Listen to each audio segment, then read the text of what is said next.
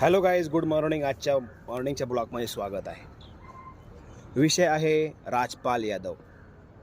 ज्या माणसाला आपल्याला एवढ्या मूव्हीमध्ये हसवलं, इतकी कॉमेडी बघून आपल्याला म्हणजे एक आनंद वाटायचा त्याच्या मूव्हीमध्ये. त्याची कॉमेडी बघता, हेराफेरी असेल, असे भरपूर मूव्ही असतील. राजपाल यादव तुम्हाला सांगण्याची गरज नाही राजपाल यादव कोण आहे. एक चांगला कॉमेडियन, एक चांगला ॲक्टर आहे.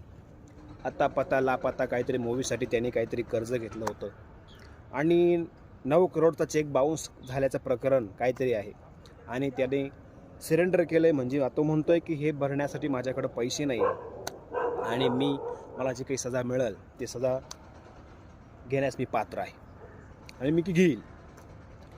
सांगायचा उद्देश असा की माणूस ज्यावेळेस एखादा स्टारडम जात असतो त्यावेळेस तो म्हणजे भरपूर काही उलाढाल्या करतो.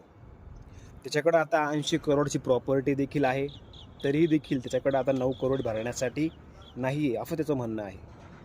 मग त्याच्या मदतीसाठी सोनू सूद असेल, सलमान खान असेल, अजय देवगण असेल, अशा बऱ्याच स्टार लोकांची नावं येत आहे की ते त्याला मदत करणार आहेत. पण वस्तुस्थिती बघता त्याला 6 महिन्याची जेल झालेली आहे आणि तो तिहाड जेलमध्ये गेलेला आहे. अशी काहीतरी घटना मी ऐकली. मग माणसाला जर आता आजकाल सर्वसाधारण माणसाला 1 करोड भरपूर आहे सेटल होण्यासाठी. मग आपण पैसा कमवतोय आणि लोभ इतका वाढतोय आपल्याला की आज 1 करोड, 2 करोड, 5 करोड म्हणजे अशा अपेक्षा वाढत जातात. माणसाला जेवढं भेटते त्याच्यापेक्षा जास्तच पाहिजे माणसाला.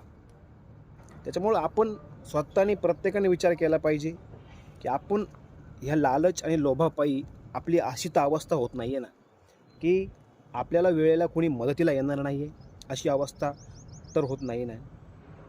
कोणीतरी सहानुभूती दाखवावी, इतकंही कर्ज व्हावं माणसावर किंवा इतकंही मोठं फेमस व्हावं की आपली बदनामी पचवायला देखील आपल्याला जमणार नाही, इतकंही मोठं न व्हावं.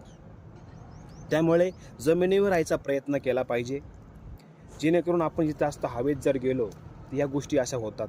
असो, हा मुद्दा फक्त राजपाल यादवचाच नाही आहे, तर बरंच काही सेलिब्रिटींचा देखील आहे. त्यामुळे आपल्याला जितकं आपल्या हातामध्ये मावतं आहे तितकाच घेण्याचा प्रयत्न केला पाहिजे आणि आपण अंथरूण पाहून पाय पसरणे गरजेचं आहे.